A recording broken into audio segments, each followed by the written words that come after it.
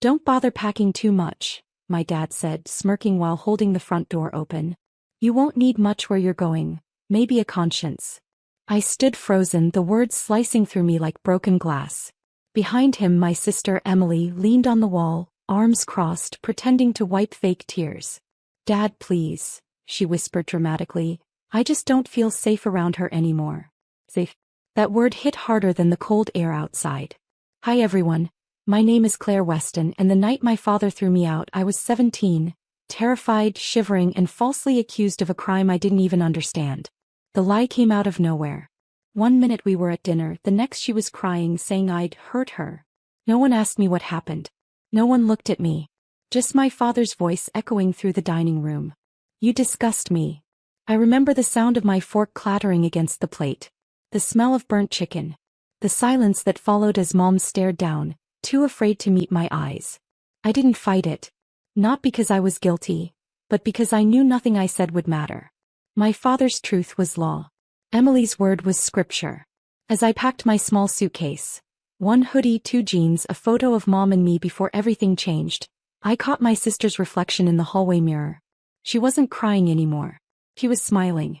Outside, snow began to fall. My breath turned to fog. I walked toward the bus stop with numb hands, clutching that photo like it could still protect me. Behind me, my father's house glowed warm and golden, a light I knew I'd never see again. I didn't cry until the bus doors shut. Not because of losing my home, but because I realized something horrifying. My sister had won. Or so she thought. Because years later, she'd come back into my life claiming I owed her. And that's when I stopped being the quiet girl who left in silence. That's when I went nuclear. 7 years later, I'd rebuilt myself from ashes. No family. No support. Just long shifts, quiet nights, and a stubborn will to survive. By 24, I had my own marketing firm. Small but real. My clients respected me, my employees trusted me, and I finally slept in peace. Until one morning, a familiar name popped up on my phone. Emily Weston.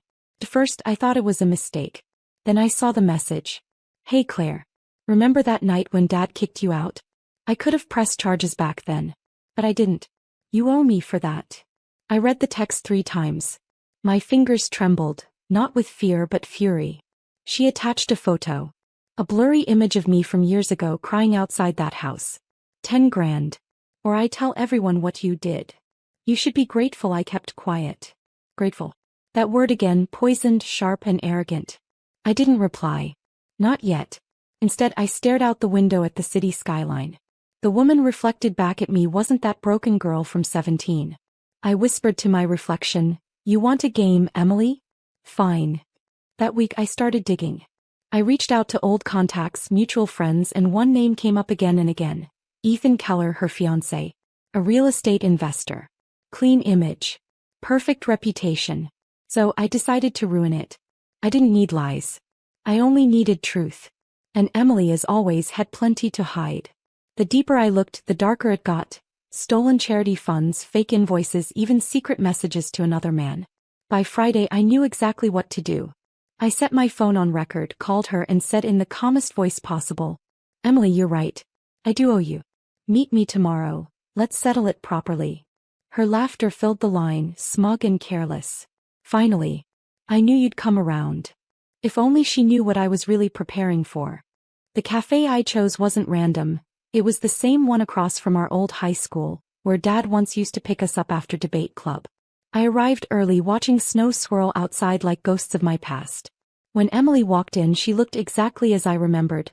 Perfect hair, designer coat, a face too proud to belong to anyone innocent. She spotted me instantly and smiled, that fake sweetness I used to fall for. Claire, she said, sitting down. You look successful. Thanks, I replied calmly. You look expensive.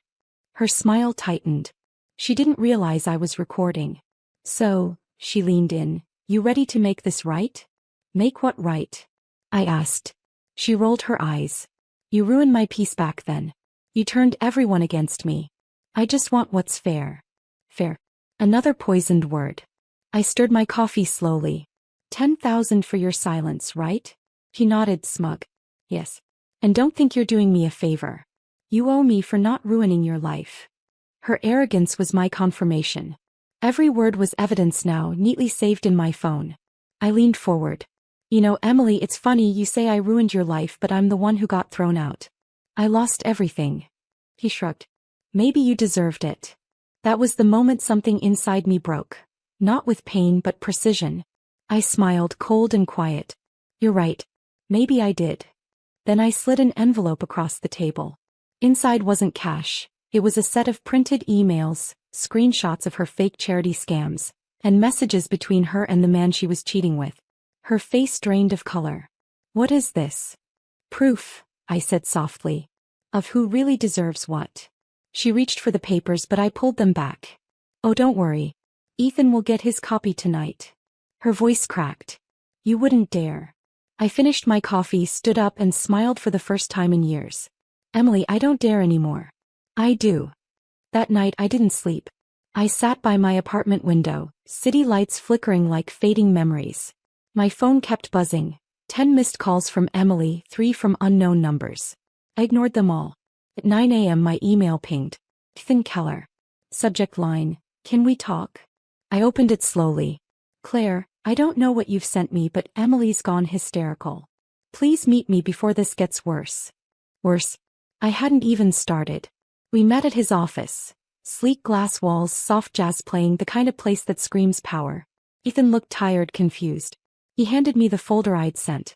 Are these real? He asked quietly. I nodded. Every word, every transaction. I've got bank records too. She used your company's foundation funds for her side projects. He rubbed his face, sinking into his chair. I trusted her. Yeah, I said, so did I. He looked up, anger replacing disbelief. What do you want from me? Nothing, I replied. But I thought you should know who you're marrying. He sat there silent. Then he said something I didn't expect. Canceling the engagement will destroy her. She's already unstable. I met his eyes. She destroyed me at 17. Consider it balance. Before leaving I added, oh, if she threatens me again I'll release everything publicly. I have nothing left to lose. That evening Emily called again. Her voice was trembling now. Claire, please. Don't do this. Ethan broke off the engagement. You've ruined everything. I stayed silent, letting her cry. Then she whispered, Dad's going to find out. You'll make him hate me. A bitter laugh escaped me. He already hates me. You made sure of that. There was a long pause and then she said softly, I didn't mean for him to throw you out. Lies. Her words sounded small now, fragile even. But sympathy? I had none left to give. When the call ended I exhaled deeply and opened my laptop. I uploaded every file to a secure drive labeled E.W. under truth. Just in case. But something told me.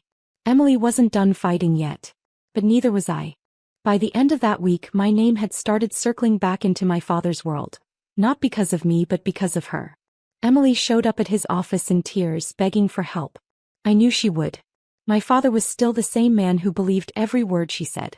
That evening my phone rang again. I hesitated before answering. Claire, he said, voice hard, what have you done to your sister? I stared out the window, calm. You mean the sister who blackmailed me? He scoffed. She told me you forged documents to ruin her engagement. I raced you better than this. I almost laughed. Raced me? He hadn't even checked if I survived that night. He kicked me out.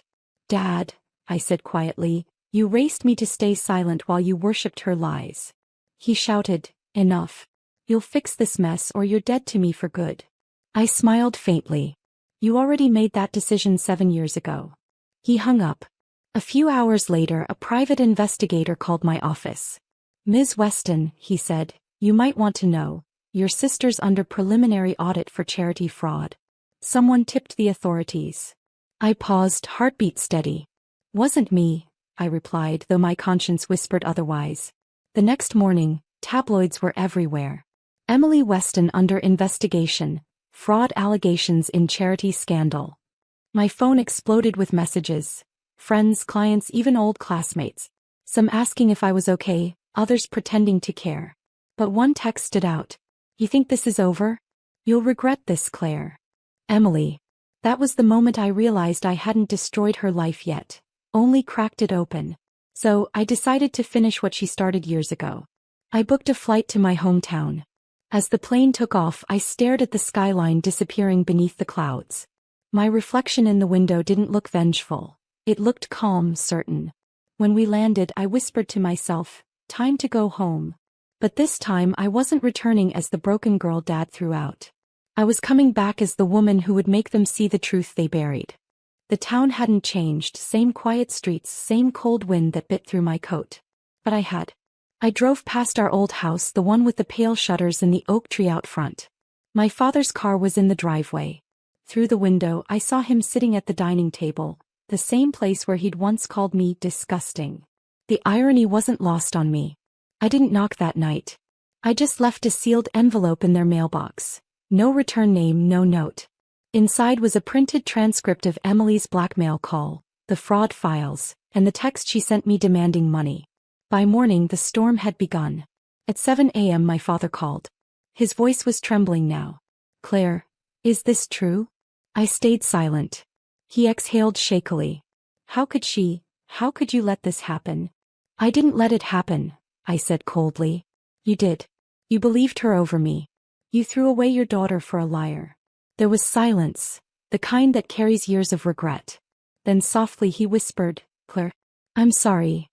But apologies don't erase scars." That same afternoon, Emily showed up at my hotel. Her makeup was smudged, her hands shaking. She looked nothing like the smug woman from the cafe. "You ruined me," she hissed, voice breaking. "Dad won't even speak to me. Ethan's gone. My job's gone." I met her gaze calmly. "Funny. That's exactly how you left me, except I didn't deserve it." Tears welled in her eyes. "I was jealous, okay? You were smarter, kinder, and everyone loved you. Dad never looked at me that way. I just wanted to win for once." Her confession hung in the air, fragile, human, but too late. "Emily," I said softly, "you didn't want to win. You wanted to erase me." She collapsed into the chair, sobbing. I stood there, still as stone, then whispered, "Now you know what erasure feels like." As I walked out of that room, I felt no triumph, just quiet closure. But life wasn't finished writing its final chapter yet. Because someone else, someone unexpected, was about to step into this story. That evening, as the sun bled gold across the horizon, I received an unexpected call. Mom. Her voice was soft, almost fragile. "Claire, can we talk? Please." It had been years since I'd heard that tone, the kind that once tucked me into bed before fear and silence took her place. We met at the old lakeside park, the same one where she used to bring me for picnics when I was little. The air smelled like pine and old memories. When I saw her, she looked older, not just in years but in guilt. "I heard everything," she said. "Your father's broken. Your sister's been questioned twice already. And she paused, voice shaking, "I should have spoken up that night. I knew you didn't do it, Claire. I just stayed quiet," I finished for her. Tears rolled down her cheeks. "He threatened to cut me off and I was weak. I'm sorry." I sat beside her on the bench, staring at the still water. "I spent years thinking I was the problem," I said. "Every time I succeeded, I wondered if I was still the monster they made me out to be." She reached for my hand. "You were never the monster, Claire. You were the lesson we all refused to learn." For the first time in years, I didn't feel anger, just exhaustion. The kind that comes when the war is nearly over. Mom looked at me quietly. "Your father wants to see you. He said he can't live with what he's done." I didn't answer right away. My heart wasn't ready to forgive, but I wanted him to face what he'd created. So that night I went home again. The same house. The same hallway. The same man who once called me disgusting now stood there, trembling. He didn't speak, just handed me an old photo. It was of us, before Emily's lie, before everything broke. "I found this in my desk," he whispered. "I kept it all these years. I was wrong, Claire. I see that now." I looked at the photo and then at him. "Truth always comes home, Dad," I said. "Even when you lock the door." A week later, Emily's scandal hit the news officially. The fraud investigation concluded with her confession. Every penny traced, every lie exposed. She was sentenced to community service, public apology, and full restitution. Her name, once polished and adored, was now the subject of whispers. I didn't celebrate. I just watched it unfold from a distance, calm, detached, like someone watching rain finally wash the dirt away. Dad retired quietly soon after. He sold the family house and moved to a small cabin outside town. Mom told me he spent most mornings sitting by the porch, reading letters he never sent.